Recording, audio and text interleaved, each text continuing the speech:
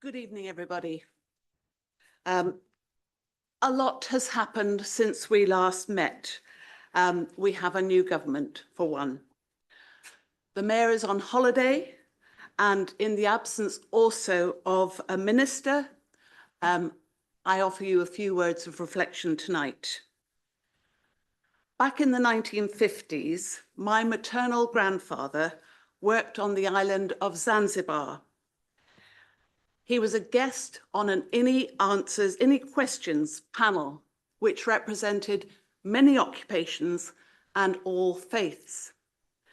They were asked what were their favourite words from their holy book. His answer had already stood the test of time and still stands the test of time. It is still today some words which we can be guided by. They are words from the prophet Micah. They are. He has shown you, O mortal, what is good. And what does the Lord require of you?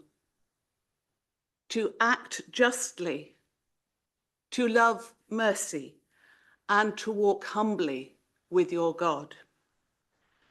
As councillors of the Borough of Waverley, may we uphold the principles of public life as we continue to work for justice for all our residents.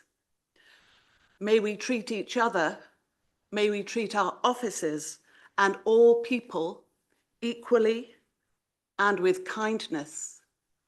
And when we debate and argue, may we do so with respect and not with anger. So be it.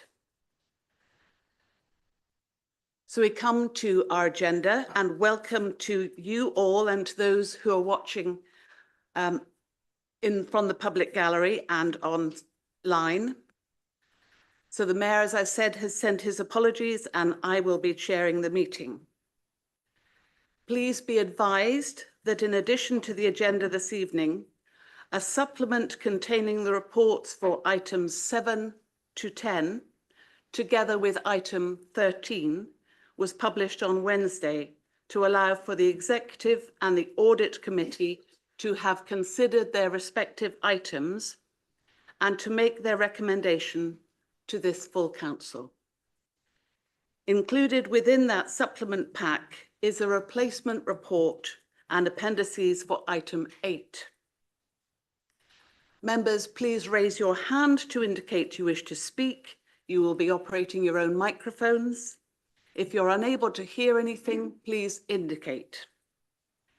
We're live streaming this meeting and we'll be using the electronic voting system. When a vote is called for, your consoles will light up and you will be able to vote. For is on the left, abstain is in the middle, and against is on the right. If a member calls for a recorded vote and is supported by 4 other members, we will do this via a roll call in the normal way. If members are happy to agree a recommendation by general assent, we will do that in the usual way. Speeches will be timed at 4 minutes and you will be given a 30-second warning before your time is up. Members may speak only once on each item, except in circumstances set out in Procedure Rule 14.6.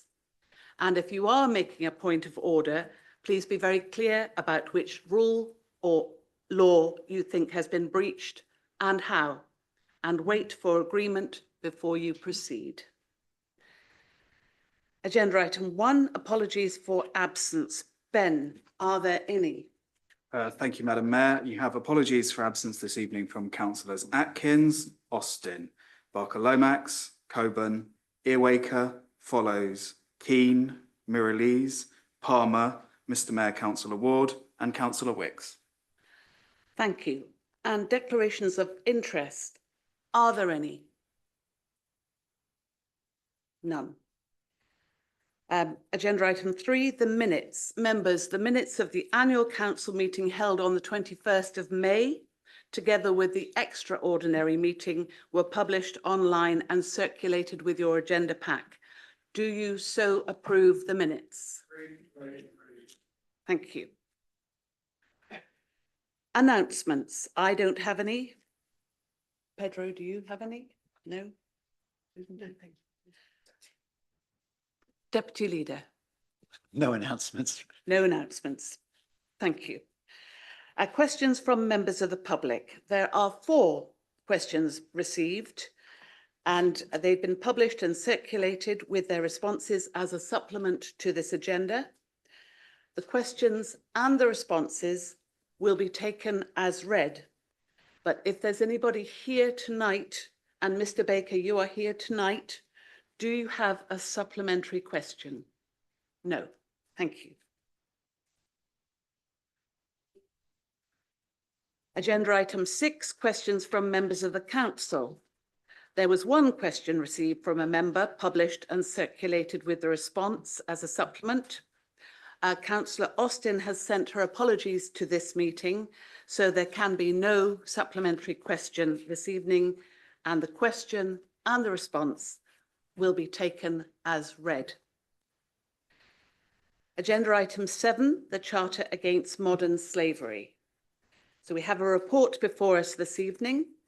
Councillor Keele, would you like to move the recommendation, please?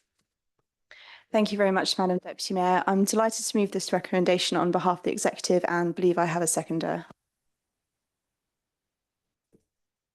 Thank you, Deputy Mayor. I'm actually very proud to second this motion, and I trust that all members will support me and support my opinion in it. Thank you. Councillor Keele. Thank you. This report builds upon a statement that Council made in October 2019, where it opposed slavery and human trafficking and never knowingly conducting business with partners, contractors, supply chains, or employees involved in such practices. The recommendation before you is that we enter into the Charter Against Modern Slavery, which is set out in Appendix 1. While I will not go into the detail of the Charter, as you will have all seen it, I would hope this is something that all members would wish to wholeheartedly support. This will provide further clarity over the Council's position and will enable us to report transparently and openly on an annual basis on delivery against the Charter. It will become part of our revised contract procedure rules, which are on the agenda this evening, and will become part of our shared procurements with Guildford Borough Council, who have already adopted the Charter themselves. By way of some further background, the Standards and General Purposes Committee the week before last, considered the revised procurement rules prior to their going to full council tonight. They also agreed in principle to support the Modern Slavery Charter. Their recommendation followed members' views at the Joint Constitution Working Group meetings, who also felt that they could support its incorporation into our rules for Waverley. At the Executive meeting on the 9th of July, members of the Executive resolved to recommend that Council enter into this Charter. I hope you could all support us in this. Thank you very much. Thank you. Are there any speakers? Councillor Martin. Thank you, Madam Mayor. I do note that we don't have to adopt this under government statute, but I have to say I'm very pleased that we are doing so, and I will certainly be giving my full support to this. Thank you. Thank you. Are there any other speakers? Councillor Goodridge. Madam Mayor, I note the wording here and I too support it. Can I ask whether the wording of this is identical to that of Guildford, which is another example of our policies seem to be merging? Thank you.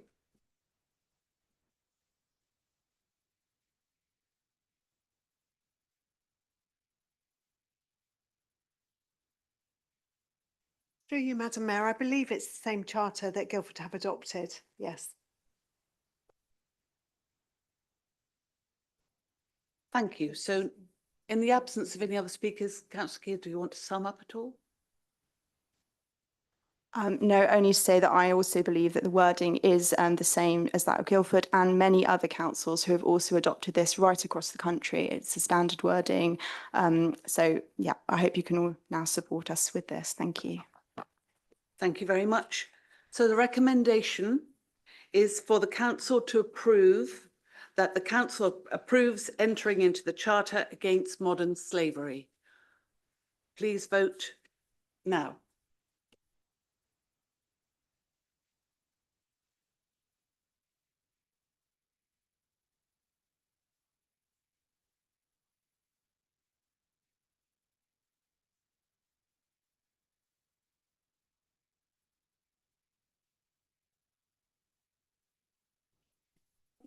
Thank you, Madam Mayor. The result is 38 in favour, none against and none abstentions. Thank you. So unanimously carried. Agenda item number 8 is the Officer Scheme of Delegation and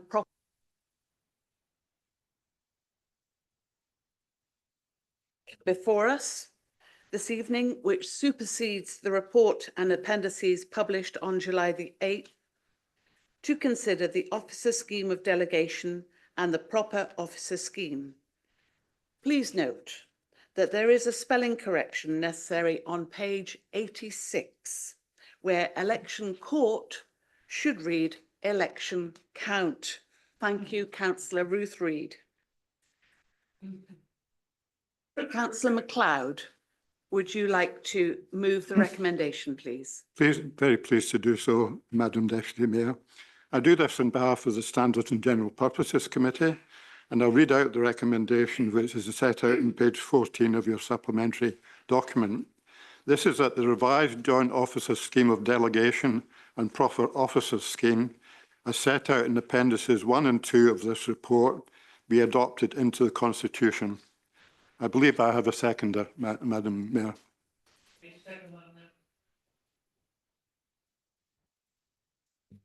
So would you like to speak to it? Yes, I don't think I'll need the 6 minutes set out, and the people will be pleased to hear. But the report is set out in the supplementary documents, and it's about 80 pages long, and it's very, very comprehensive. And I'll just remind members of how these reports come about. First of all, they go to the Joint Constitutional Review Group between Guildford and Waverley, and that body consists of 4 members from Waverley and 4 members from Guildford.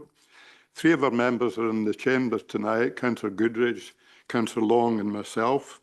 The other member is the leader, who isn't available this evening. And as I say, there are 4 members from Guildford as well. In terms of this item, the committee, that review considered it on 3 occasions, 25th April, 29th May and 20th of June. So it's been very, very comprehensively discussed and amendments made from the view of the review group. And it must thank the officers for the tremendous amount of work they've done in producing this documentation. Say it's 80 pages long. And in your papers, it does actually set out the reasons for the recommendation on page 14. I won't read them all out. I'll just summarise them actually. The first reason for the recommendation is to promote more efficient joint working between Waverley and Guildford in the officers' work across both and support the transformation programme. The second reason is to promote greater transparency over decision making in both councils. The third reason is in view of the reductions in financial limits for officers that are being recommended, that key decisions are now to be made, more key decisions will be made by the executive, promoting greater accountability and transparency. And finally, this scheme, which is similar for both councils, supports the collaborative and transformation programme and provides greater clarity to officers employed and the joint service across both councils. So that's what that's the reason you're being asked to propose to support these recommendations.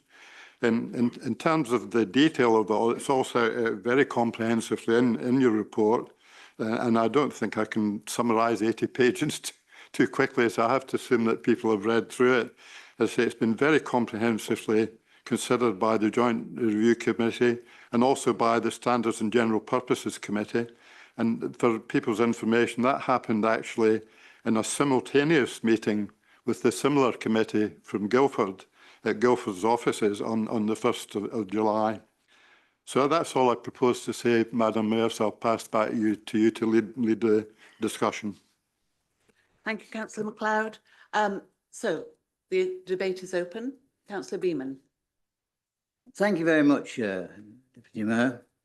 First of all, I would like to state that I fully support any measures that delegate powers to officers where decisions are to be able to be made without question in line with legislation.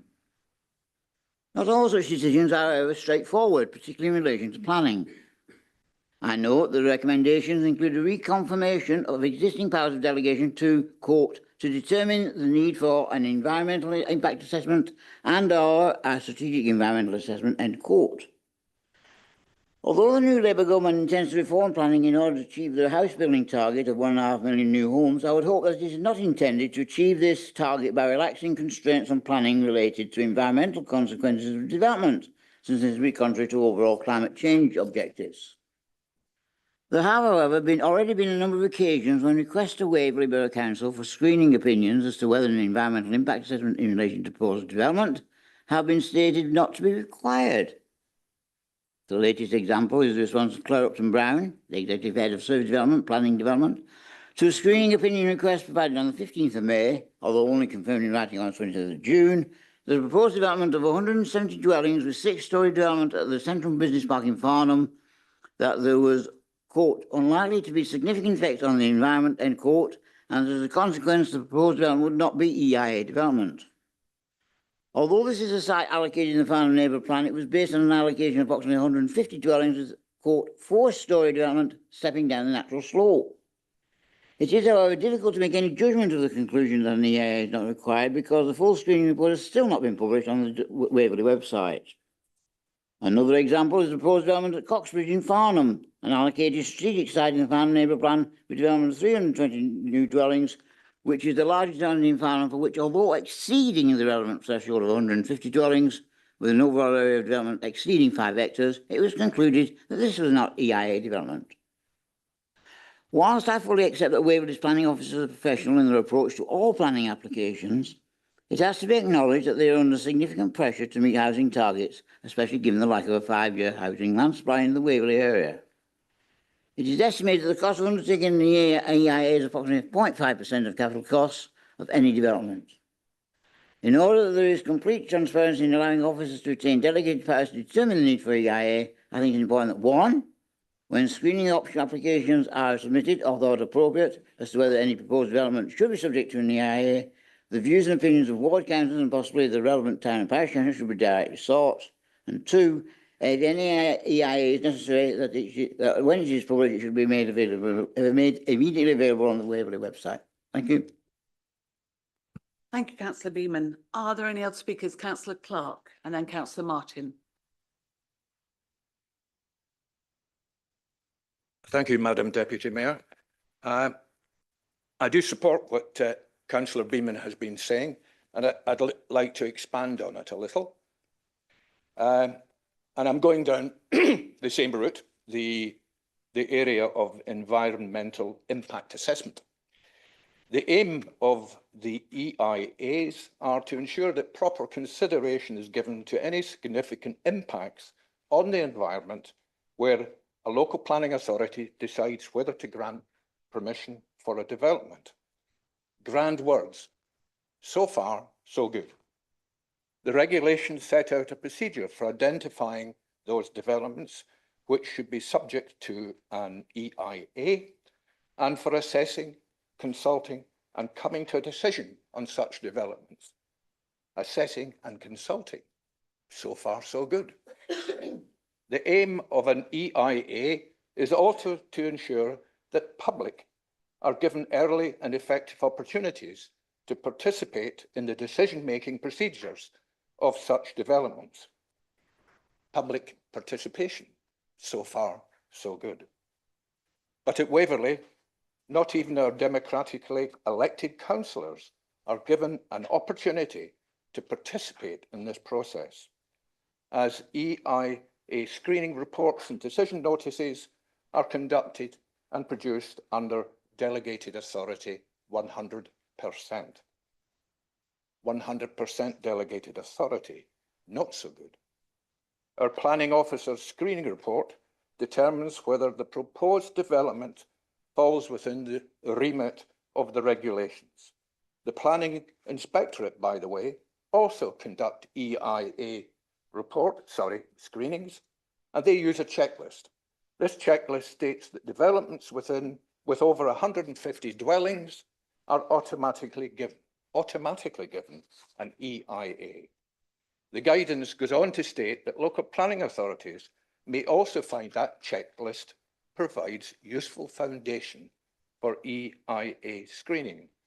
But there's a get out of jail card, as the guidance then states there is no obligation for the checklist to be used by LPAs. No obligation, not so good. But don't think that EIAs should be a barrier to growth, as they would only apply to a very, very small proportion of developments considered within our planning regime. And these, by the way, these reports are provided by the developer. In the last 6 years, I can only remember one other development in Farnham that should have had an EIA, but doesn't. The proposed Centrum Business Park mentioned by Councillor Beeman will be located in the very heart of Farnham, and it has considerable list of environmental issues. So the officer's screening report should have been given the opportunity to be aired at a planning committee. Even with all the valid environmental reasons that we aired, we were still not able to call it into committee, as the decisions are made 100% delegated authority. I think this needs changing, and I would like to put forward an amendment to the recommendation, if that is allowed, and I've got a copy of it here. And sorry, one more thing. I'm not suggesting that members conduct the screening report. All I'm suggesting is that they are consulted. Thank you. Councillor Clark, would you put your amendment? The amendment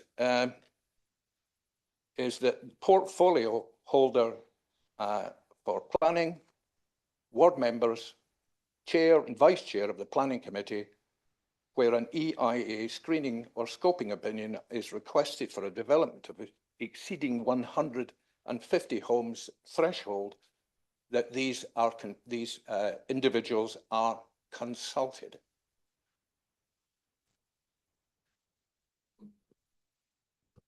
And which delegation are you referring to, Councillor Clark?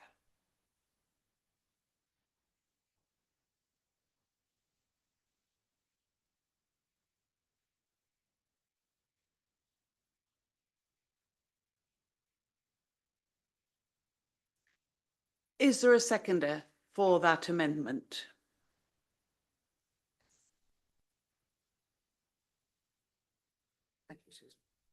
Through you, Madam Deputy Mayor, I would advise that officers haven't had advance notice of the proposed amendment.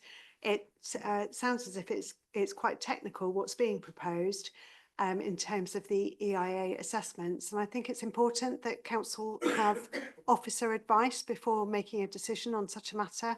We'd like to have the opportunity to provide you with advice on the proposed amendment before you consider it.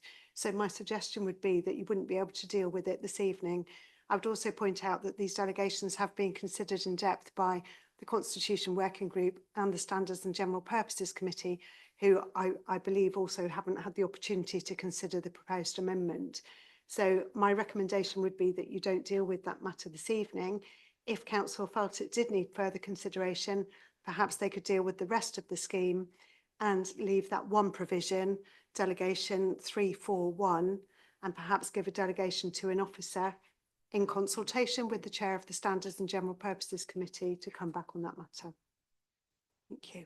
Thank you. We have other speakers, but do I take that? Are members happy to follow our expert opinion? Yes. So we come to Councillor. Yes, I've got Councillor, but I've got Councillor Martin first. Is it on the But amendment? Is it on the amendment, Councillor Townsend? It is, thank you. Sorry to gesticulate there. It was just on something Susan said.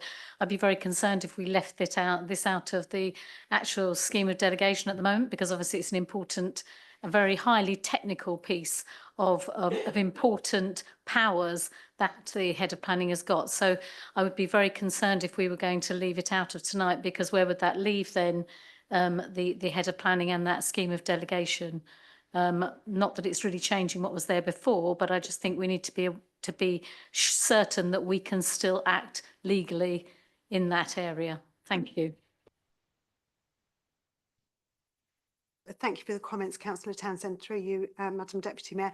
My suggestion would be that if there is concern about that particular delegation, that we leave it aside this evening, consider the rest of the scheme, which would mean that you're left with the existing delegation relating to that matter until such time as an officer in consultation could make a decision on it. So it wouldn't leave the council unable to act, it would just leave it with the existing power. Thank you. Councillor Martin. Could I speak on the amendment as well, quite separately to what I was going to say? Certainly. Thank you. Yes, I have a great deal of sympathy with the proposed amendment. It does seem to me that we ought not just simply to pass it to officers. It ought to be that amendment ought to come back to full council. I would much prefer to see that amendment by itself coming back to full council rather than just being left. If I may propose that, Madam Mayor. Thank you. Councillor Townsend, you wanted to add? Just wanted to speak to the amendment because obviously this is a highly technical piece of work and is covered by legislation. And I just wanted to should we decide to defer it and not go through with it this evening, then I think that members need to be very aware of what consultation actually means, because if you are consulting with somebody, then you are proposing to get information with them which may inform a very technical piece of work.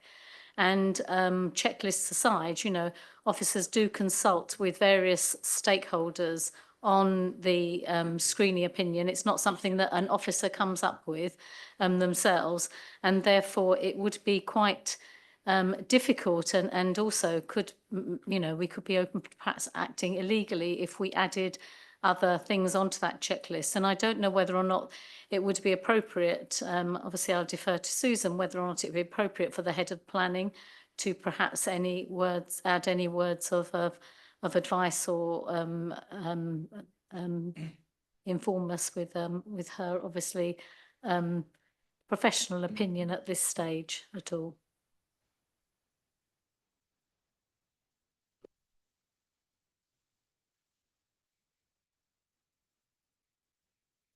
Are there any other speakers on the amendment? Councillor Davidson. Thank you, Madam Deputy Chairman. I'm sympathetic with what Councillor Martin said, and I would support what he has asked for. But I also feel that I may be taking a slightly simplistic view. All that we're asking is that nothing to change the delegation. All that we're asking for is that the process includes a consultation. And I find it a bit strange that we're not allowed to, as a council, regardless of the technical content of the planning regime, to be able to support a simple request for a consultation with members of the council. Thank you. Thank you. Councillor MacLeod. Thank you again, Madam Deputy Mayor. I'd like to say, first of all, I think the amendment is certainly worthy of consideration, but I would be inclined to fully accept Susan Sales' advice, and I would remind members that what we do here also potentially affects Guildford, and we want to remain in harmony with Guildford in these matters. And we need to, in terms of what Councillor Martin said, we will have to go through the whole process again, starting from the Joint Consultation Review Group, going through the Standards Committee, coming back to this council. So this council will still have the right to decide ultimately, as we always do. But we need to bear in mind the process that we have here. We need to keep in line with Guildford. So I would suggest we fully accept Susan Sales' advice and we go through the whole process again. And I know it's tedious to do that, but I think it has to be done to keep things correct. Thank you, Madam Deputy Mayor.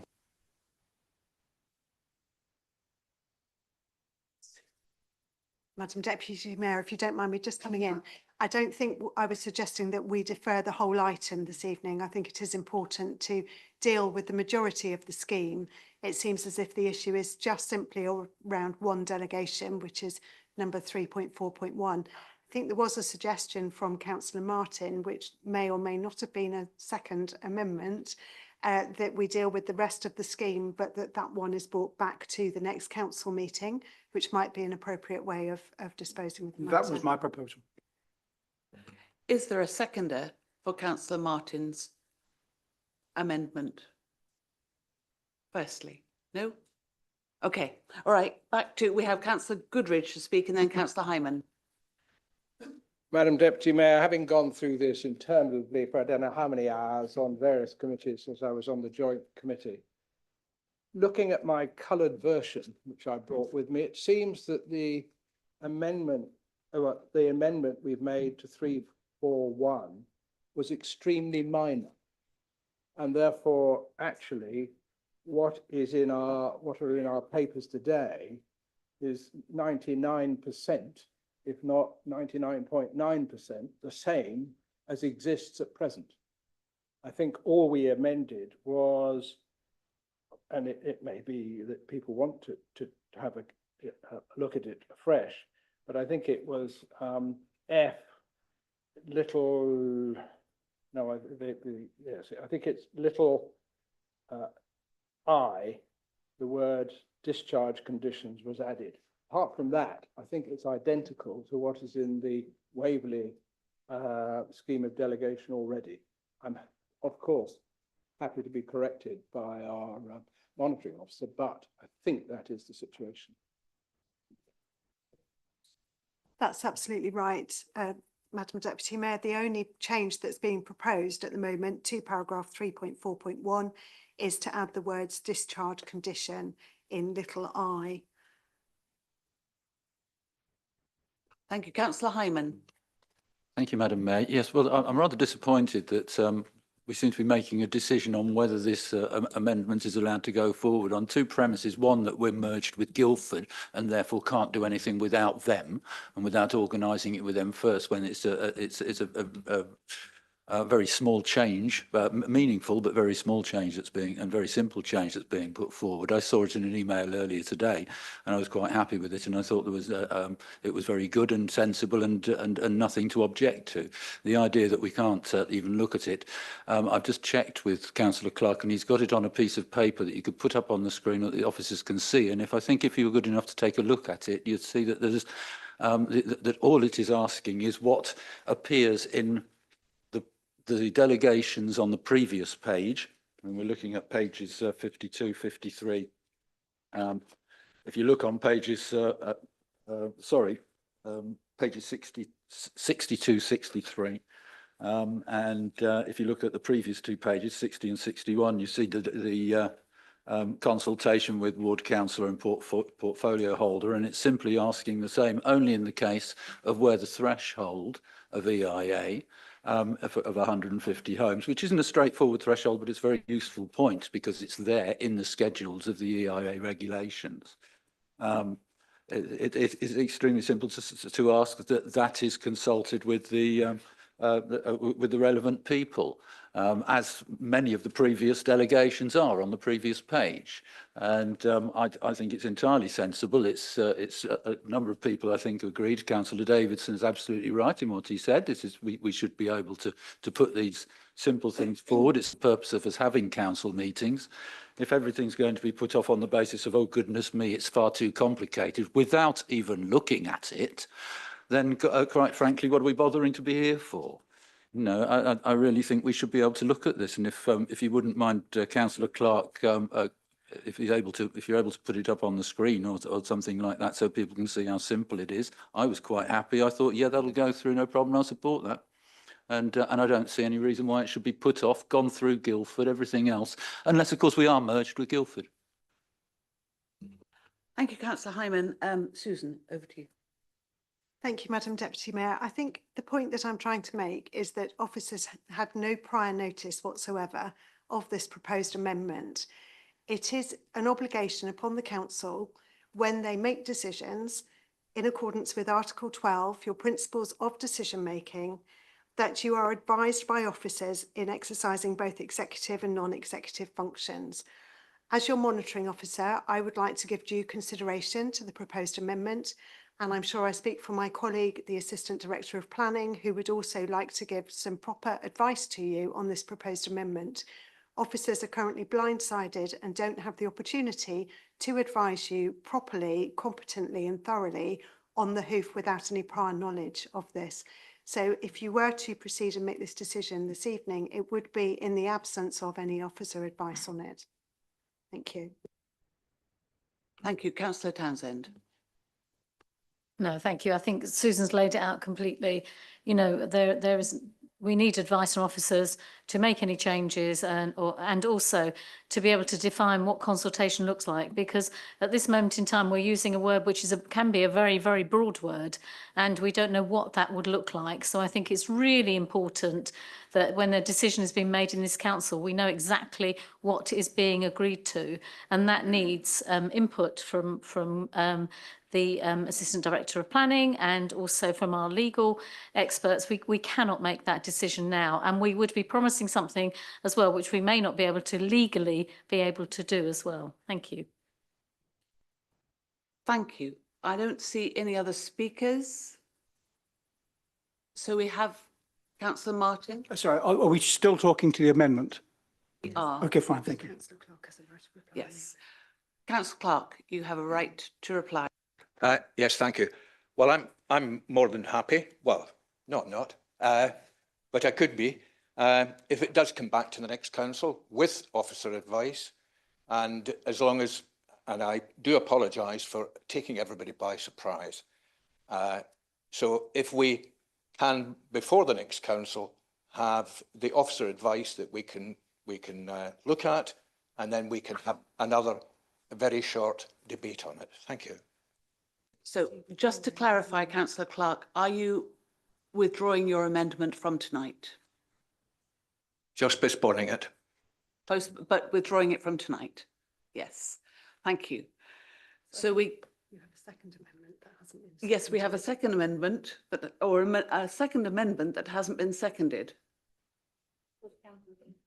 Thank you. Yes, I was proposing that we do indeed.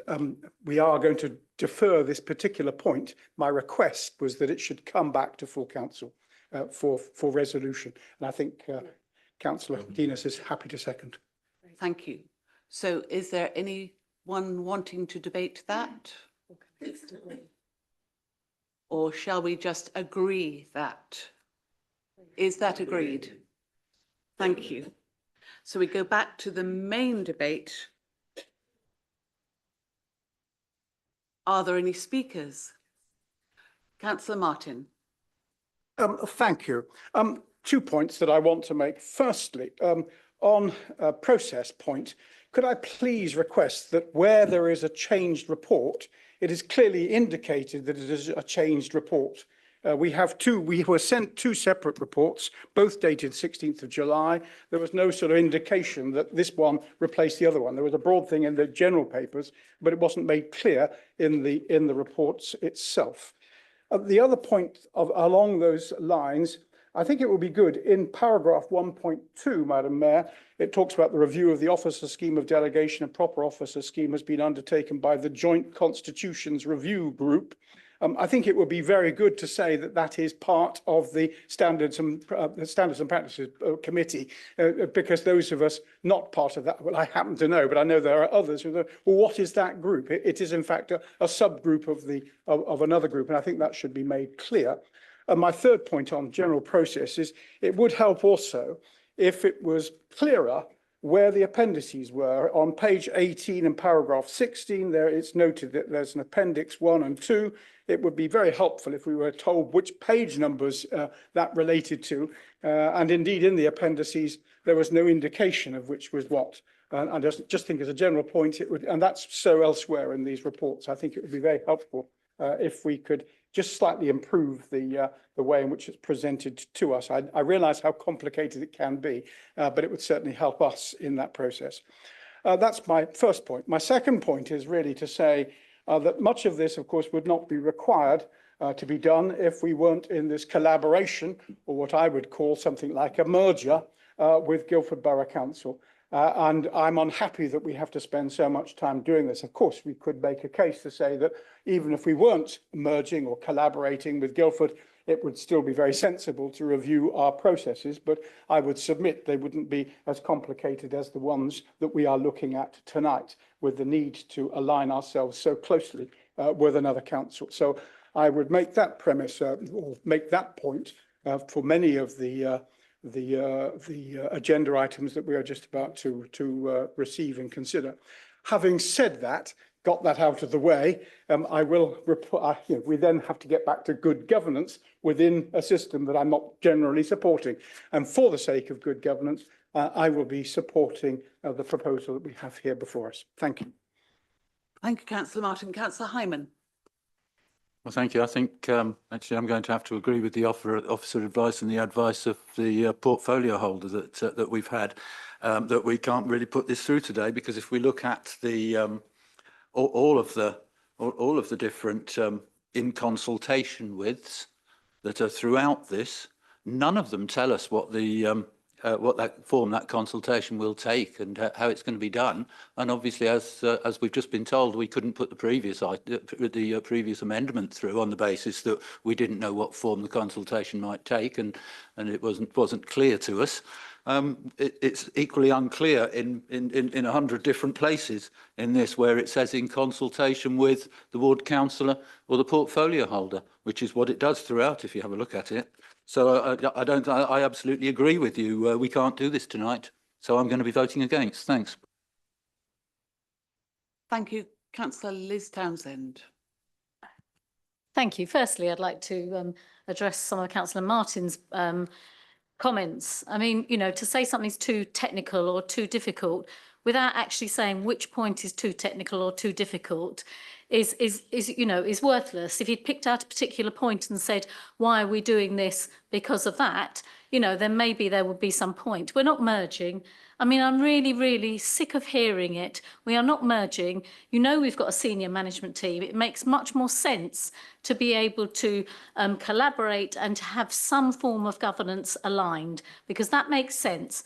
It also saves money in the long run, because one team of officers are not running around having to double check things on two different constitutions, which are making sense.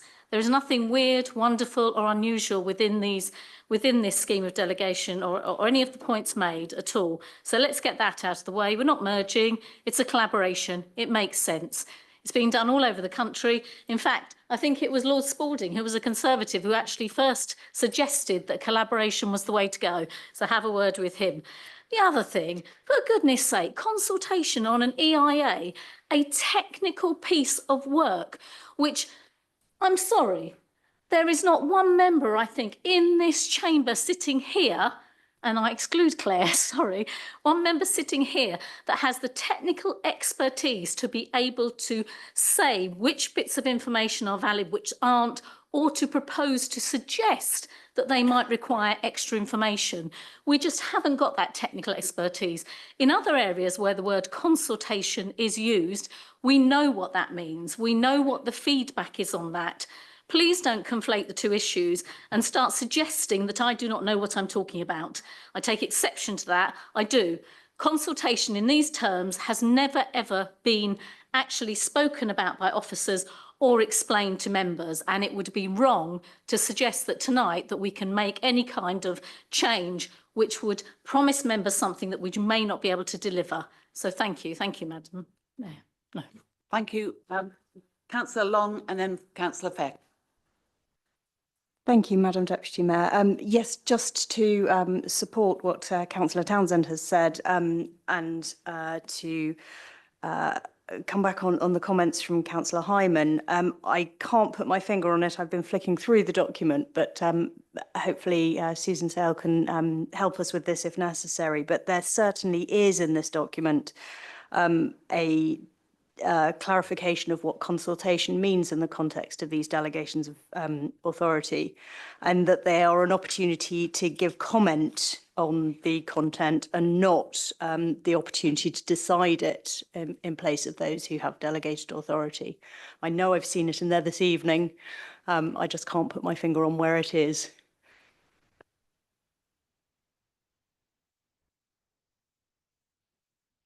Through you, Madam Deputy Mayor, I also can't quickly put my finger on the correct paragraph, but Councillor Long's absolutely right. It's in the general principles section where it makes it very clear that the decision maker remains the decision maker, that consultation informs that decision, but it cannot fetter the discretion of the decision maker, and that's a legal provision. So whilst consultation should be meaningful and should inform the decision maker, who would be the officer, would retain the responsibility and the accountability for the decision that they would be making. Thank you. Councillor Fairclough. Thank you, Madam Deputy Mayor. Councillor Clark initially raised an interesting question. I believe that Susan Sale gave an excellent answer to that and some excellent advice, which is that Councillor Clark's question be considered by the relevant officers and they report back and the council considers that advice. I think that is excellent advice indeed. Councillor Martin and Councillor Davidson have both requested that it comes back to the council. I don't see why that particular point needs to, as Susan Sale has already said, needs to hold up the general discussion of and general approval of the motion, and I think we should follow Susan's advice. So thank you. Thank you. Councillor Merriweather. Thank you, Madam Deputy Mayor. Yeah, I'm very content with taking the advice of the Joint Strategic Director. We come back with this and do a subsequent edit if we need to, with the appropriate advice of our officers. I would like to caution members about confusing correlation and causation. As we strive for continuous improvement in our processes and our procedures, it's inevitable that we learn from Guildford and Guildford learns from us, and our paperwork will start to align. It will start to correlate. It will start to correlate in the interests of best practice, not just because one does one thing and the other does something else. Two very, very different things. Thank you. Councillor Goodridge. It's really a point of information.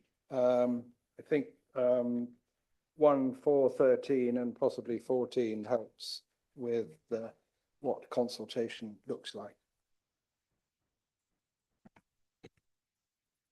Councillor Murray.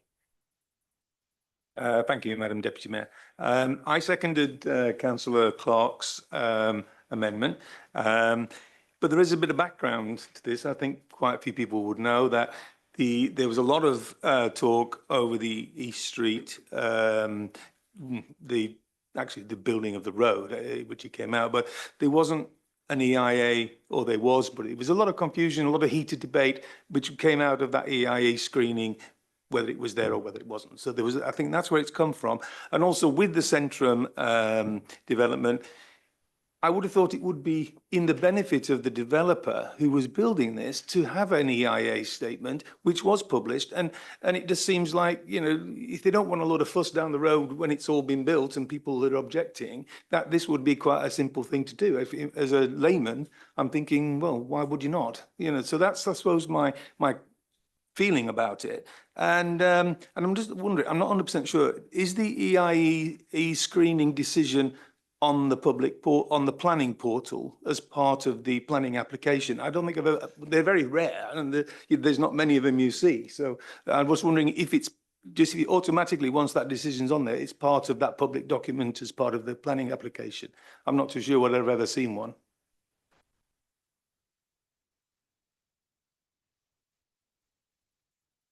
Madam Deputy Mayor, through you, I think we have dealt with the proposed amendment now and that it failed.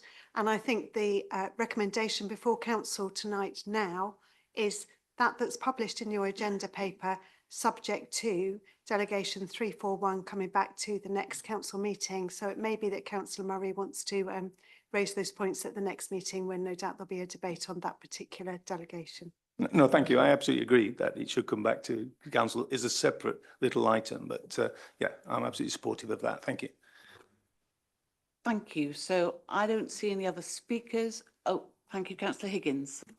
Thank you, Madam Mayor. I'm probably jumping the gun here, but before we vote, could it be read out the recommendation we're voting on in light of Councillor Martin's amendment? Thank you. Thank you. So I'm going to go back to councillor MacLeod to sum up. Thank you, Madam Mayor. I'm very little to say other than to thank members for a very interesting discussion on the subject and to recommend that we do agree with the recommendation as Susan described it, with the slight change in terms of the item that's coming back to the council. That's all I need to say. And I would make a couple of comments on the fly as well, that in terms of my involvement with all of this and with Guildford, I've seen no suggestion that we're involved in a merger with Guildford here. But it's purely a collaboration. I've seen nothing to suggest it's anything different from that. And also I'd remind Councillor Hyman that Councillor Clark actually withdrew his amendment actually. So there's no point in further discussing it after that. And thank you for Councillor Clark for listening to the advice from the monitoring officer in withdrawing, which I think was absolutely the right thing to do. So thank you, Madam Mayor. Thank you very much. So as requested, Susan, you will read the amended recommendation, please. Thank you, Madam Deputy Mayor. So the recommendation that Council will be voting on is that the revised Joint Officer Scheme of Delegation and Proper Officer Scheme, as set out in Appendices 1 and 2 to the report, be adopted into the Constitution, subject to paragraph 3.4.1 not being changed and being further considered by the Standards and General Purposes Committee and full Council in due course. Everybody clear? So we will vote, please.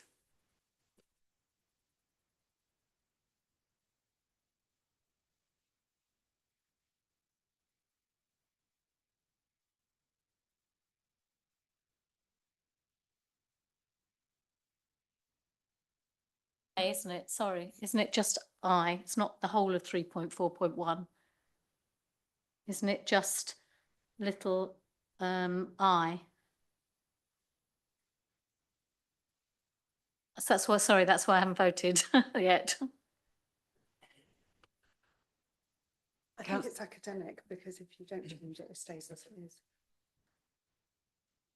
I think As long as we're clear on that, we are voting on the whole of 3.4.1 and not just little I. no, that's right. It's paragraph 3.4.1 will remain as it is in the current scheme of delegations and will be considered further and brought back to council, the whole of paragraph 3.4.1. Thank you. Thank you.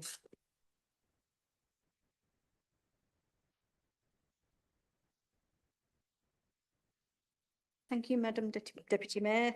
That is 37 in favour, none against and 1 abstention. Thank you. So that is carried and we come to agenda item number 9, the revised financial procedure rules. We have a report before us this evening to consider these. Councillor Spence, I think you are going to move the recommendation, please. Thank you, Madam Deputy Mayor. I'm speaking as the chair of the Audit and Risk Committee, which is one of 3 committees that have reviewed the recommendation, which is that the council adopts the financial procedure rules as set out in Appendix 1, as recommended by both the Standards and General Purposes Committee and incorporating further changes requested by the Audit and Risk Committee into the council's constitution. Thank you, Madam Mayor. And do you have a seconder? Yeah, happy to second, Madam Deputy Mayor. Thank you. Councillor Spence, would you like to introduce? Thank you, Madam Mayor.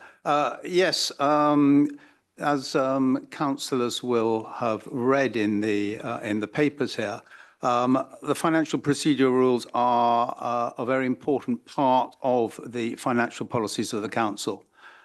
They provide the rules for the council and officers to follow to protect our money and to give clarity to members and officers. One of the key drivers behind this consultation was, as in the previous item, to align Waverley's financial procedure rules with those of Guildford. which is particularly important to give clarity to officers. But it's not the only consideration here, and a review of the financial procedure rules is good governance. And as you will see on item 7.3 on page 96, it is important to follow various principles. There's got to be an adequate and understood separation of duties to maintain control over financial transactions. There should be a very clear hierarchy of control, adequate training and supervision of staff with management and audit trails, and an appropriate management of risk. And above all, the financial procedure should be clearly documented, key risks identified, and so forth. Now, these procedure rules have been looked at extensively, firstly by the Joint Constitutions Review Group, then by the Standard and General Purposes Committee, and I think latterly by the Audit and Risk Committee. At each stage, the committees have made recommendations which you see before you. So the rules have been extensively looked at. It's good practice that we have these. It's good practice that we should review them. I certainly commend them to you as following the general principles set out there. Thank you very much, Madam Mayor. Thank you. So we come to debate. Are there any speakers? Councillor Hyman. Thanks. A little bit of clarification, if I may. On page 103 at paragraph 2.4. After the end of the first paragraph, you'll see it says, in order to fulfil these statutory duties and legislative requirements, the Joint Strategic Director Finance will. There's an implication there that he's going to do it in the future, but we're not already. And I just wonder whether that ought to say must, because I think that's what the law says, isn't it? That he must do it rather than he's going to do it at some point in the future, which is what is implied there. I don't know whether that would be a sensible or better way to put it. There are various other issues. 11.3 on page 111 says that concludes with where there is a greater risk, further detail may also be required. I just wonder whether any criteria or who decides that. It looks awfully woolly, as what it's saying there, that where further detail may also be required. And I think, if we're looking at ensuring propriety and the highest of standards, then there's got to be some sort of criteria to work against. Because then if you read down a couple of paragraphs, you think to yourself, well, if all of this was in place, which it pretty much has been forever, it would have certainly stopped Brightwells from going forwards, and a number of other projects over the past few years just simply wouldn't have got off the ground if we'd really stuck to all of the things in here. The words in here are great. It's whether it's actually abided by, of course. And at 21.3 on page 117, we've got other policies which support it, whistleblowing policy, codes of conduct, conflicts of interest policy. Again, if these things were effective, we wouldn't be in various places, and Guildford wouldn't have been through the things that they've been through recently, would they? So although the words are fine, most of them, some of them could have done with a second set of eyes reading them. I'm going to support this, but I think that we really ought to be just aiming for a slightly higher standard. 30.3, if you're going to refer to a data retention policy and things, can we please have at least have a link to it or something so that we can take a look at it. Slightly concerned, we've got a £200,000 limit on the housing revenue account and £250,000 limit coming forwards to the executive. There seems to be a dichotomy there. I don't know why. It can't just be a simple £250,000 or 200,000 for both. It's going to confuse me and everybody else, I would imagine, but there are some clear lists here on the tables, pages 133 on and whatever, that do tell us actually what we're doing. I'm generally happy with it, but I think we could do better. Thanks very much. Thank you, Councillor Hyman. Are there any other speakers? Councillor MacLeod, you're going to sum up. Are you summing up? No, You're speaking. Councillor Spence will I beg your pardon. I beg your pardon. How confusing. I just Councillor wanted MacLeod. to speak briefly in support, Madam Deputy Mayor. that this item, like the previous one, went through extensive, as Councillor Spencer said. And interesting, if you look at the reasons for recommendation on page 95, they're very, very similar to the reason for recommendation on page 14 for the previous item, which shows there's a lot of consistency in terms of the work that's going on, in terms of the officer thinking and the thinking behind the whole thing. I just thought that was an interesting point to make. Thank you, Madam Deputy Mayor. Thank you. I don't see any other speakers, so Councillor Spence, would you like to sum up, please? Thank you, Madam Deputy Mayor. I don't believe I have anything further to add. Thank you. Thank you. So I shall read the recommendation. The recommendation for Council to approve this evening is that Council adopts the financial procedure rules set out at Appendix 1 as recommended by the Standard and General Purposes Committee and incorporating the further changes requested by the Audit and Risk Committee into this Council's constitution. Please vote when it's ready.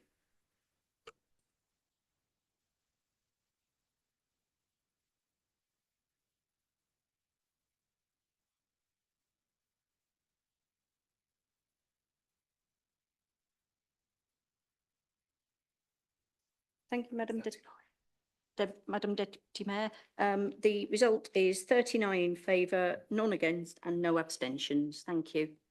Thank you very much. So that too is carried.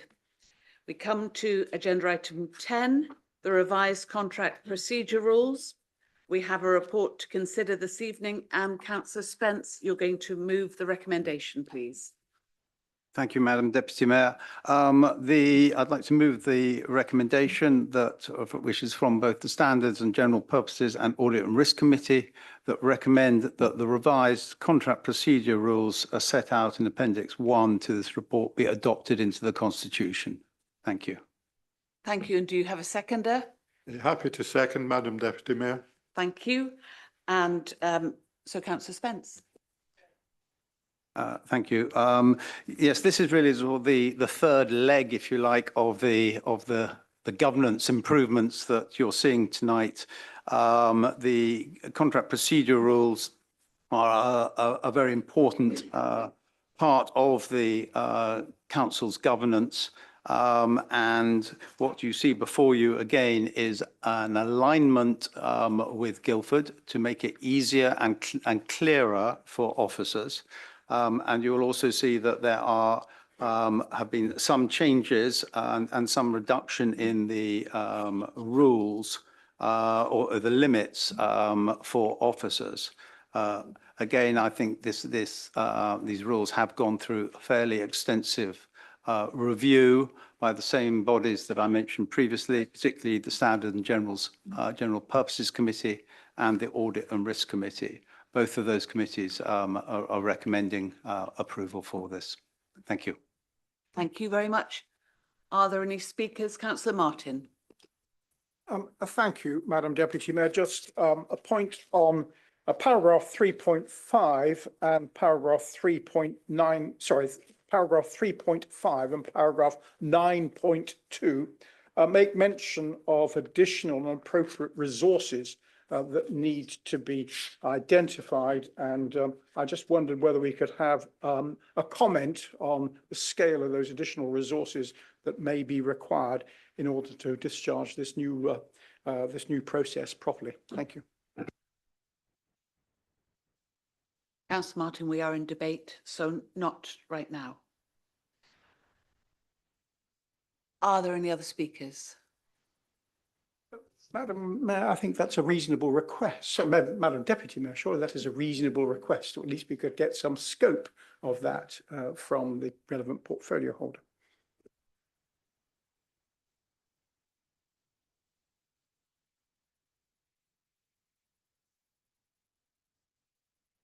I've got nothing to add to the report, Madam Deputy Mayor. I Yes. think as and when we've identified the resources, if there's a supplementary or anything like that, it'll go through the normal processes. Thank you, and I'm prepared to absolutely agree that point. So, are there any other speakers? Councillor Higgins. I think just on Councillor Martin's point, we've obviously seen a large recruitment in legal or, you know, in the process of recruiting and adding significant resource. So I think obviously they're a little bit short at the moment, but I think the view, but I'm happy to be corrected if I'm wrong, is that there will be additional oversight once the recruitment is in place. Sorry, through you, Madam Deputy Mayor, just a little bit of governance advice. This is about procurement, which doesn't sit within legal services, so completely separate from previous resource considerations with legal services. And in terms of constitutional provisions and the council procedure rules, this is an opportunity for councillors to debate. Each councillor has one opportunity to speak on the proposals for 4 minutes. There isn't an opportunity at this stage to be asking questions of executive members or officers. It is a time for debate. Thank you. Councillor Hyman and then Councillor MacLeod. Thank you. Just a very interesting thing, which particularly I'd like to point out to newer members of the council, but also older members of the council who've perhaps haven't picked up on it themselves over the years. Paragraph 4.2 on page 189. So paragraph 4.2 says that if there's any conflict between the above and relevant law, the relevant law takes precedence, followed by the council's constitution, national procurement policy statement, these rules, and any council policies or procedures in that order. Very often in this chamber, it has been many decisions have been made, particularly in the planning realm, other areas than procurement, where it has effectively decisions have been made on the basis that we've got a policy, we've got a procedure, and that trumps the law. Well, if we could please just have absolute confirmation from the officers at this point that this applies generally, that any conflict between relevant law and our procedures and policies and the Constitution, then it is the law which we must abide by in every single case. Our policy cannot trump the law. Thanks. Councillor Hyman, we're going to have some words from our Chief Exec. Thank you, Madam Deputy Mayor. Just to be really clear, I really hope that that Councillor Hyman's not insinuating that we at any point are not abiding by the law. I think it's absolutely clear in all the council's proceedings and in all the council's actions that we abide by the law first, and our procedures and policies are subordinated to that. I think that's absolutely clear. If Councillor Hyman thinks that we're doing otherwise, I suggest that's probably a matter for a higher court. But I think it'd be really helpful if you could clarify your words, please.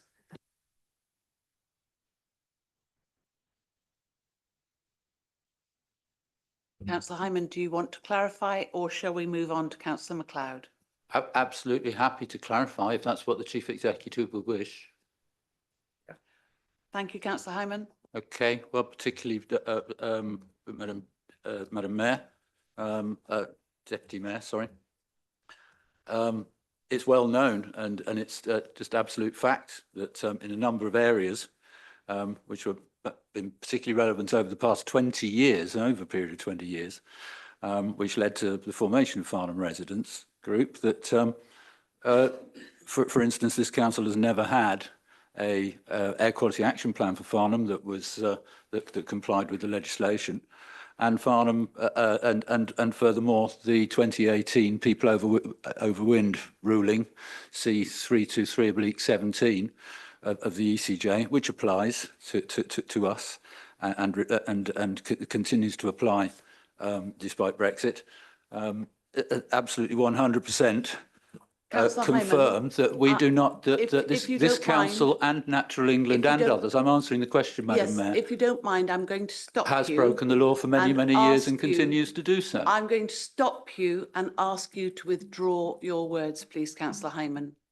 Words that were untrue. Sorry if there were some words that were untrue. I'm happy to withdraw them. But there's a court ruling. The Chief Executive referred to any that it should go to a court. It's been through the courts, and the courts made its determination. I think, Councillor, my strong advice at this point is A, that we should move on, and B, that if you think you consider the council's acted unlawfully, you should seek independent legal advice. Thank you. I'm was now the going to determination of move the on. ECJ, I'm not me. moving on to councillor MacLeod, please.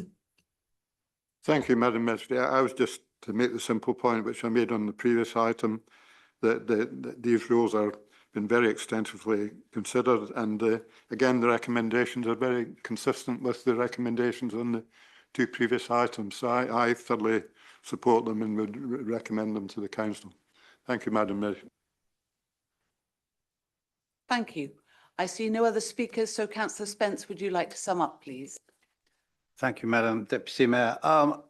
In many ways, I think just the brief discussion we've just had there illustrates very well the reason for having such contract procedure rules, and they provide the clarity and the guidance that we should all be adhering to.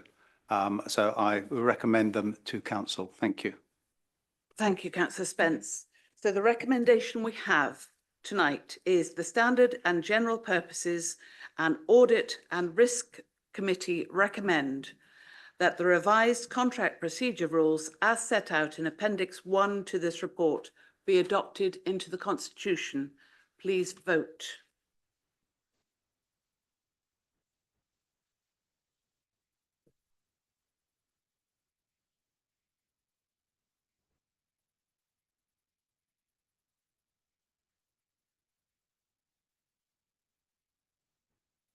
Thank you, Madam Deputy Mayor. That's 39-4, so therefore it's carried.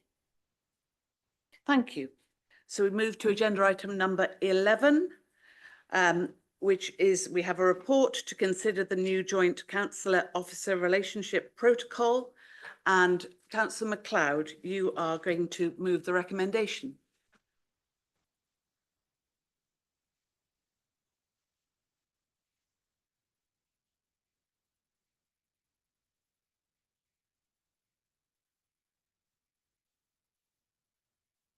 It's from you as Chair of Standard and General Purposes.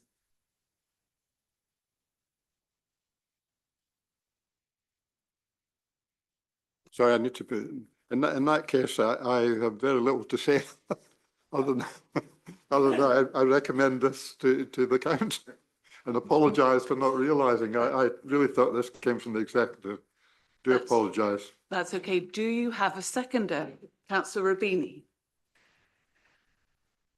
So, councillor MacLeod, you do not want to use your 6 minutes. Councillor Rubini, would you like to use any minutes? Councillor Keele. Thank you, Madam Deputy Mayor. Perhaps I could add a few words from the Executive as the portfolio holder for governance. I'd like to express my support for this joint protocol. The document is comprehensive and will provide clarity on the roles of councillors and officers, the ways in which our complementary but different roles interact, and how we can have productive and professional working relationships. I would also like to thank our Democratic Services team for organising the recent training on member-officer relationships, which was held jointly with Guildford Borough Council across 2 sessions and recorded for those who couldn't make it. So do catch up if you can. Thank you. Thank you. Do we have any speakers? Councillor. Thank you, Madam Chairman. I attended the really good training course which Susan laid on here in the chamber. It was sparsely attended. That's the only thing I would say. However, it was very, very good. It's the second one I've been to. I went to when I first became a councillor. I absolutely endorse everything what's in it. I do feel it's a shame that it has to be spelt out so in black and white so starkly. I think it's just normal behaviour of professional people.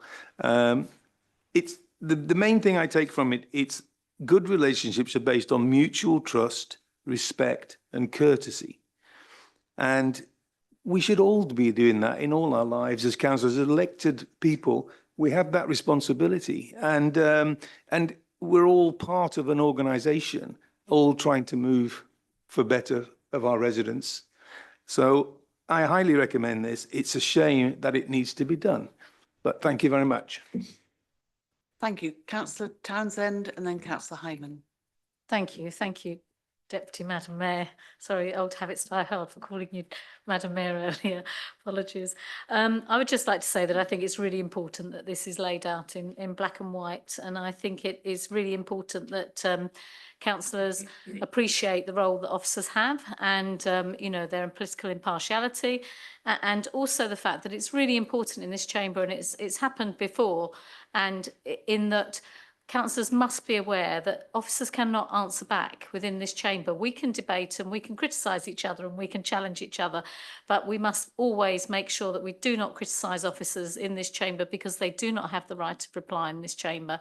And it is important that we do state within this document the roles, the differing roles of councillors and officers, and I very much welcome it. Thank you.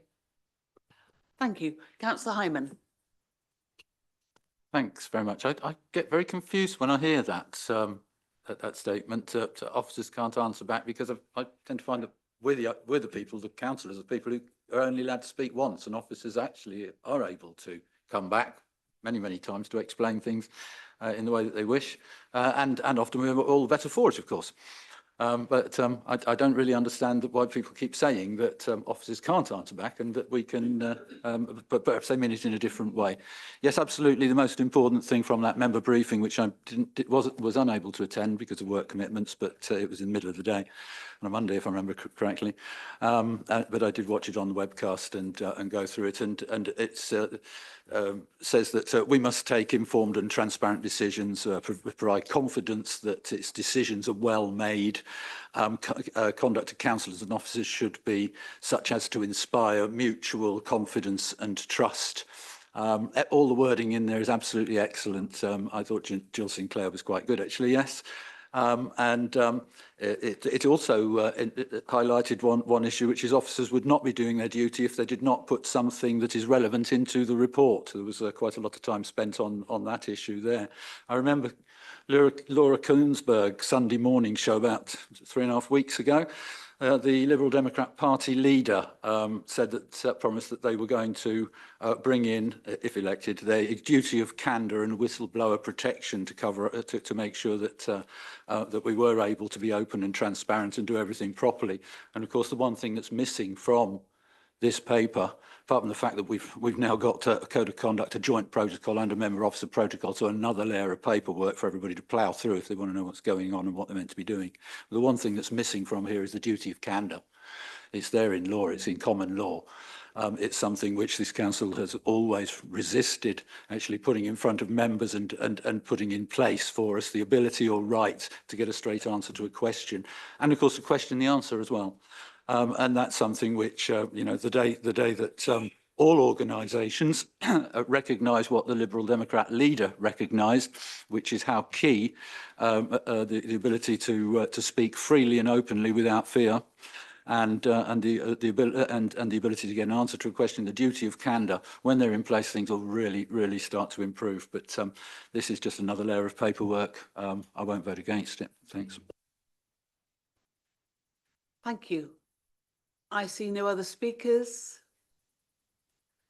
And I guess you would like to sum up, Councillor MacLeod? Yes, I certainly would,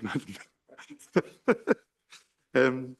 What actually fooled me, actually, is that this item wasn't in the supplementary papers. That's what really fooled me. It was in the original papers, but that's a feeble excuse, I suppose. But to say, actually, I do think I've obviously was very involved in the discussions on this item in the Joint Review Committee and in the Standards Committee. And I certainly believe that the relationship between officers and councillors is extremely important, and there should be respect on both sides. I don't, to take what Councillor Hyman is saying, I don't always agree with the officers, clearly, and I've got a particular issue at the moment in terms of the recent planning committee I was a substitute on, and we can actually disagree with the officers, provided we do it with respect, and that's, I think, the important thing. And the same applies at Surrey. Actually, I've used it. I happen to be a Surrey councillor, and I've used the officer-members relationship there to actually help me overturn a certain thing that the leadership of that council was not was trying to do that I thought was wrong to do with the Farnham infrastructure project. And so you can use this in your favour, I'd say to Councillor Hyman, if you go about it in the right way. But you always have to treat the officers with respect and expect them to treat you with respect. So I fully support this and we would fully recommend it to the council. Thank you, Madam Deputy Mayor.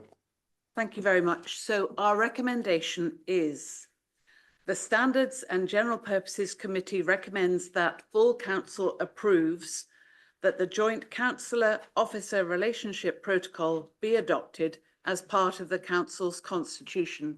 Please vote.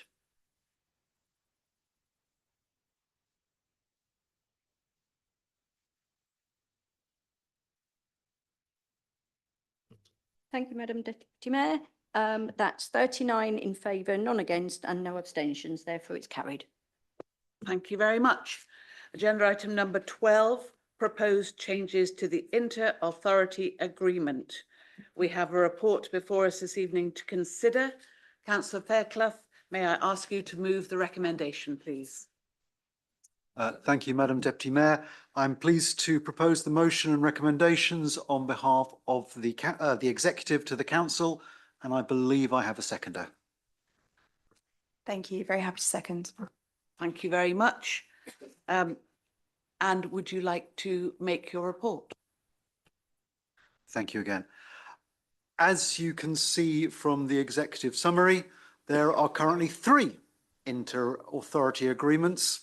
The proposal, which I trust members will find logical, is to move to one only. Why is the recommendation being made? There are 4 reasons. A single inter-authority agreement will, first of all, ensure good governance of the shared arrangements. And we've heard a lot about the importance of good governance this evening, and I don't intend to go into it again. Secondly, it will allow both councils to better share staff and in that recognising the benefits of shared knowledge, which again, we've heard mention of this evening. Thirdly, it will ensure that the council complies with data sharing responsibilities, very important.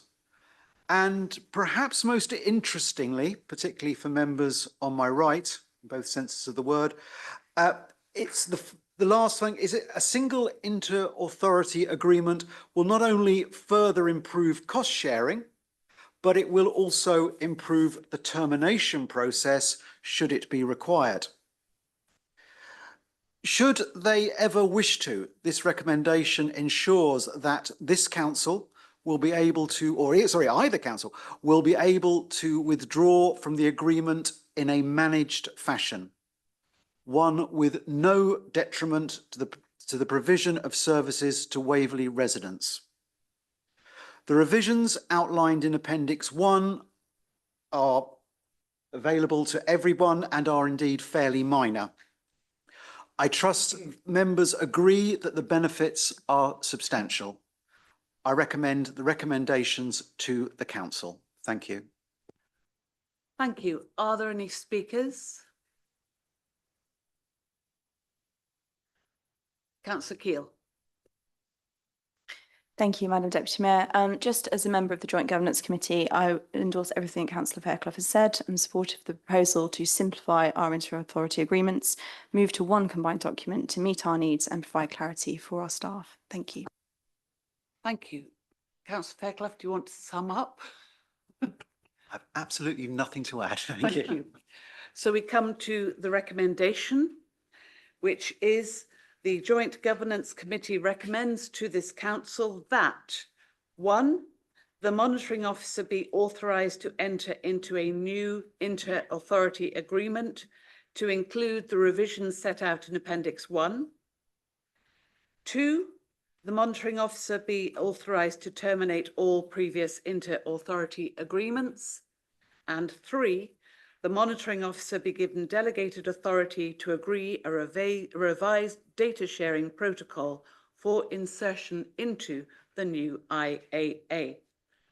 Please vote.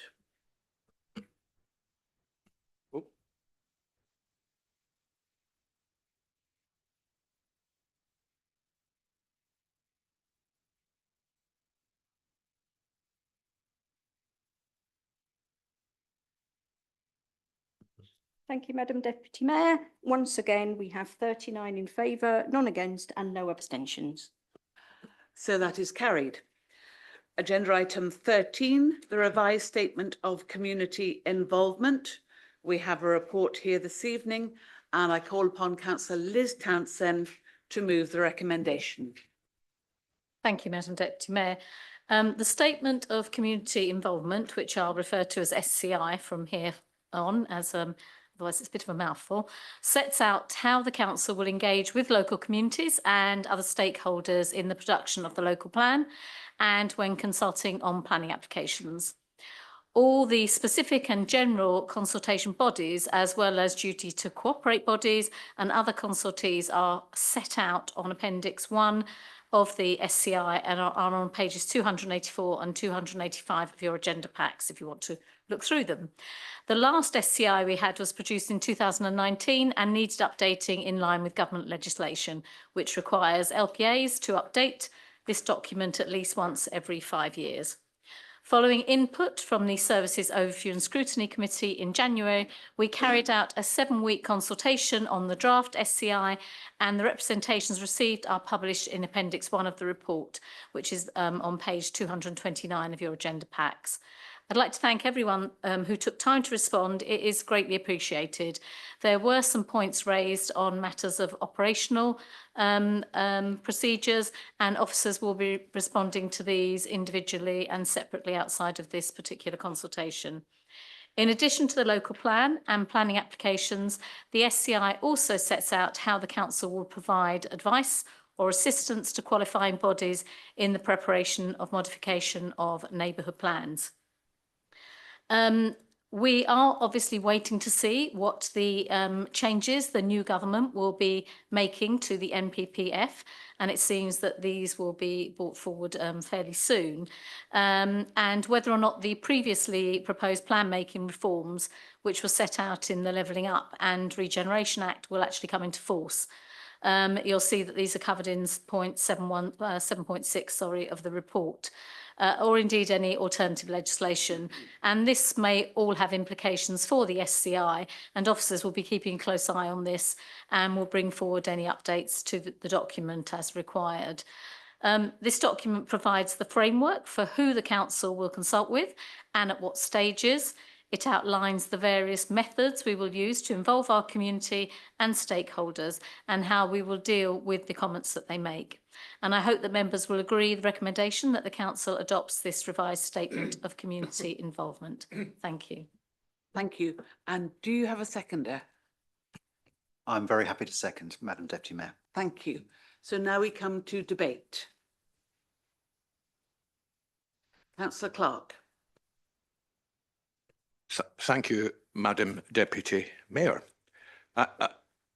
Having read the document, there are many references to what is called the database, which the council communicates with. I'm just wondering whether town and parish councils are asked for their input as to people who should, and organisations who should be on that database. For instance, Farnham has over 40 residents associations. So the scope of the database, obviously the larger it is, the more response we're going to get. Thank you. Councillor Townsend, you'd like to respond?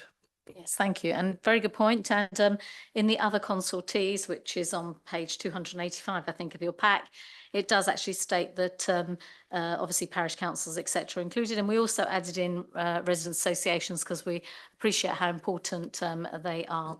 Thank you. Thank you. Any other speakers? Councillor Keele. Thank you, Madam Deputy Mayor. Thank you to Councillor Townsend and the officers for all of their work on this. I just wanted to make a point which I made when we discussed it at the executive, that I was really pleased that we held such an extensive consultation on this, 7 weeks, and that there's been an acknowledgement from us that the hard to reach groups are in fact seldom heard groups, and that the council will be actively seeking to involve seldom heard groups in the process. So well done. Councillor Hyman. Well, thank you very much indeed, Madam Deputy Mayor. Yes, there's no statutory requirement to consult on this in this document, but Waverley decided to. It would seem ridiculous not to in an SCI, to not to consult on it. A little bit disappointing that it doesn't appear to go any further than the statutory minimum requirements that are there. So it's pretty much summing those up and saying that we're going to do it.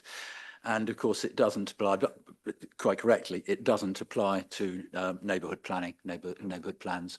So that confused a few people who responded. Mainly, I'd just like to say a great big thank you to the people who did respond, which is Andrew Munson of Reside and James Frankham and Frimley ICB Lauren there, and of course David Howell and Sophie Lovell from Farnham, who will always respond and keep themselves very close, their ears to the ground. And Pam Robinson. So, you know, they did the work that all of us should have been doing on this, and their comments in there, I think everybody should read them and see what they've said, because perhaps we're not quite as wonderful as we as some people would like to say. Sometimes we ought to listen to what they are saying. Particularly on page 243, for instance, it says that David Howell said, this is the third paragraph on the bottom, Appendix 1 fails to record that South East Water provides water to the Farnham area, and the officer comment was that an update was made to the SCI saying that South East Water was added to the list of consultees in Appendix 1. Pity no one actually told the officers who were at their last planning meeting, because the last planning committee meeting, if the officers had known that, it would have saved quite a bit of confusion. But embarrassing it wasn't. So, you know, people take part, they tell us these things, they try and get us to do these things correctly. Thank you very much, Mr. Howell, for trying your hardest, but you watched, I'm quite sure, watched the last planning meeting too, and you must have been tearing your hair out, and I apologise to you for that. But we're not going to vote against this. It could go further, but it's an SCI. I don't know whether it's entirely lawful, but it's probably not far off now. It's been through enough changes. Thanks. Thank you. Councillor Liz Townsend. Thank you. Thank you. Just to say to Councillor Hyman, it does cover the responsibility to consult for the this council on neighbourhood plans. Obviously, it doesn't cover how the parish or town councils, who's not bound by this particular document, how they will consult, and they will have their own community involvement statements as well. And also, this document sets out the minimum standards, but that does not mean, and in fact we will, where appropriate, obviously exceed those standards and will consult more widely on development, you know, if it's larger development. So, but this is a document which will set out the minimum that this council will be able to consult on or involve community involvement. Thank you. Thank you. I see no other speakers. Councillor Townsend, did you want to sum up? I would just say, you know, that officers have worked hard and obviously have included an awful lot of extra bodies in this, including, as has been pointed out, the Residents Association, who bring an awful lot of local knowledge into their comments. And we do take their comments very seriously, and officers have read every single comment and taken on board. And I'm sure that there will be any comments that are outstanding on procedural matters will be attended to by officers. But again, it's very good to set out clearly what involvement the community can expect. They can refer to this document and they can, you know, hold us to account over this as well. Thank you very much. Thank you. So we have a recommendation, and the recommendation is that the executive recommends that this council adopts the revised statement of community involvement. Please vote.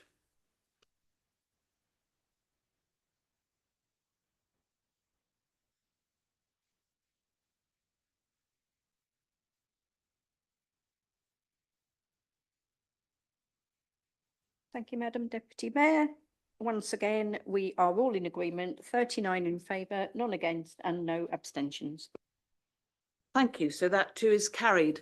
And now we come to agenda item 14, which is to exclude the press and the public and to stop the live stream. So I have to read this and we have to vote. Subject to a motion to exclude the press and the public, duly seconded. Did I have that second? And carry on. The public should be excluded from the meeting during the consideration of the following matter on the grounds that it is likely, in the view of the nature of the business to be transacted or the nature of the proceedings, that if members of the public were present during the item, there would be disclosure to them of exempt information as defined by section 1001 of the Act, of the description specified in paragraphs 2 and 3 of the revised Part 1 of Schedule 12A to the Local Government Act 1972, and that the public interest in maintaining the exemption outweighs the public interest in disclosing the information. Please signify your assent.